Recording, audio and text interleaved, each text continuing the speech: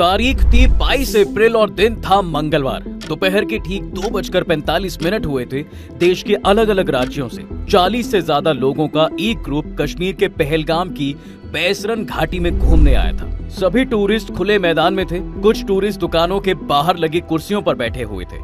तभी जंगल की तरफ से सेना की वर्दी और नकाब पहने आतंकी आते हैं। टूरिस्टों के नाम पूछे, पहचान पत्र चेक किया, कलमा पढ़वाया, पैंट तक उतरवाई और जो मुसलमान नहीं थे उन्हें गोली मार दी। करीब 10 मिनट तक गोली चलाते रहे। टूरिस्ट और वहां के दुकानदारों को समझ आ गया कि ये आतंकी हमला है।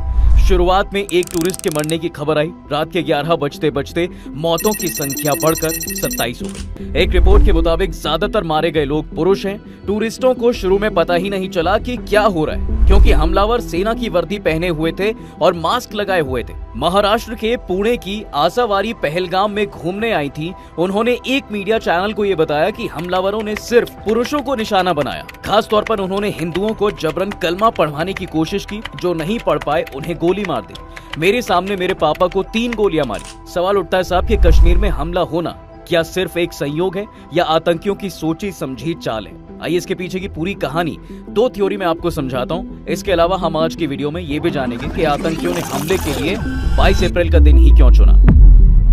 फर्स्ट ऑफ ऑल आपको पता है कि अमेरिकी उपराष्ट्रपति भारत के दौरे पर हैं, तो ये आतंकी हमला हुआ है। इसी तरह 20 मार्च 2000 को उस समय के अमेरिकी राष्ट्रपति बिल क्लिंटन भारत आए थे। तो अनंतनाग जिले के छत्ती सिंहपोरा गांव में आतंकियों ने हमला कर दिया था। तब हमले में 35 सिख मारे गए थे। कश्मीर में ये पहली बार था कि आतंकियों ने सिखों को निशाना बनाया था।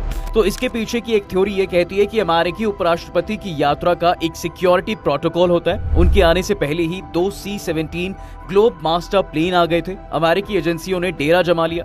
इंटेलिजेंस एक्टिवेट है। इसके बावजूद आतंकियों ने कश्मीर पर हमला करके ये संदेश देने की कोशिश की है कि हम कभी भी कुछ भी कर सकते हैं और इससे अमेरिका की नजर में इंडिया की छवि खराब हो सकती है। और दूसरी थियरी का तार पीएम मोदी के सऊदी अरब से दौरे से जुड़ा हुआ है और इसके साथ ही आतंकी संदेश देना चाहते हैं कि कश्मीर का मुद्दा मरा नहीं है। 22 अप्रैल को पीएम नरेंद्र मोदी सऊदी अरब के जेद्दा पहुंचे। 2 दिन का ये दौरा कई दिनों पहले से तय था। सऊदी अरब के दौरे में पीएम मोदी वहां के क्राउन प्रिंस से मुलाकात करने पहुंचे थे। दोनों नेताओं के बीच योग, मीडिया, मनोरंजन और खेल को लेकर MOU साइन होने की उम्मीद थी। ऐसे में सऊदी अरब के पुराने दोस्त, स्ट्रेटेजिक पार्टनर पाकिस्तान को पीएम मोदी का ये दौरा कहीं ना कहीं चुभ रहा था। थिंक टैंक स्नोबर इंस्टीट्यूट के डायरेक्टर और पाकिस्तानी एनालिस्ट कमर चीमा के अनुसार पीएम मोदी का सऊदी दौरा पाकिस्तान के लिए एक तरह का चैलेंज है। और खबर ये भी है साहब कि सऊदी अरब पाकिस्तानी भिखारियों के लिए नया नियम ला रहा है। वहीं भारत के पीएम मोदी अरबों डॉलर की डील करने जा रहे हैं। तो अब आतंकियों ने यही दिन क्यों चुना, इसकी वजह क्लियर हो चुकी है। यानी आतंकियों ने सऊदी अरब समेत मिडिल ईस्ट के मुस्लिम देशों और भारत सरकार को एक मैसेज देने की कोशिश की है कि कश्मीर का मुद्दा अभी खत्म नहीं हुआ है। Retired lieutenant general Sanjay Kulkarni कहते हैं कि ये आतंकी हमला टाइमिंग देखकर और सिस्टमैटिक मेथड से किया गया है। भारत के प्रधानमंत्री मोदी मिडिल ईस्ट गए हुए हैं। ऐसे में ये वारदात भारत को नीचा दिखाने के लिए ही की गई है।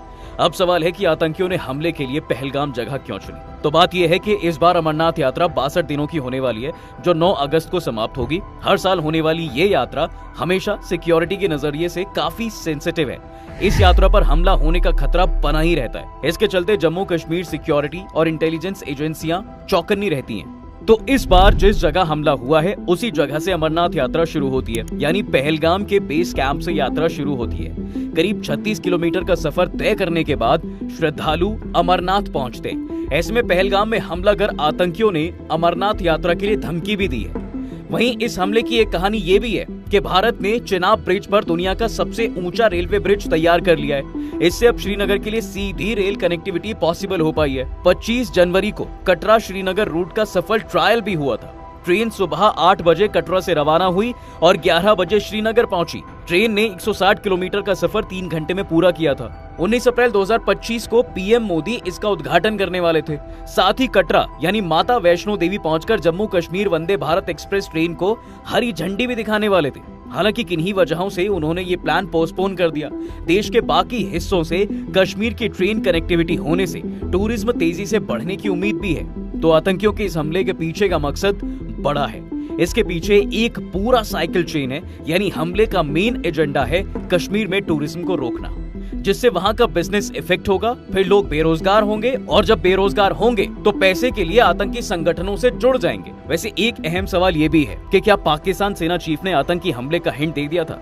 दरअसल पाकिस्तान की आर्मी चीफ जनरल असीम मुनीर ने पिछले हफ्ते हिंदू मुसलमान में दरार डालने वाली बात कही थी और कश्मीर को पाकिस्तान की गले की नस बताया था। उन्होंने कश्मीर को गाजा से जोड़ते हुए कहा, पाकिस्तानियों का दिल गाजा के मुसलमानों के साथ धड़कता है। इस्लामाबाद में पहले ओवरसीज पाकिस्तानी सम्मेलन में जनरल मुनीर ने कहा, हमारा रुख बिल्कुल साफ है, हम अपने कश्मीरी भाइयों को उनके वीरतापूर्ण संघर्ष में अकेले नहीं छोड़ेंगे।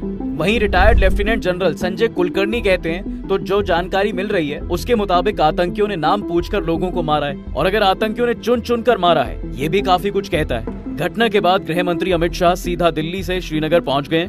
वो राजभवन में सेना और प्रशासन के अफसरों के साथ हाई लेवल मीटिंग कर रहे हैं। जब तक मैं ये वीडियो बना रहा हूँ, एनआईए की टीम आज हमले की जांच के लिए पहलगाम पहुंच चुकी है।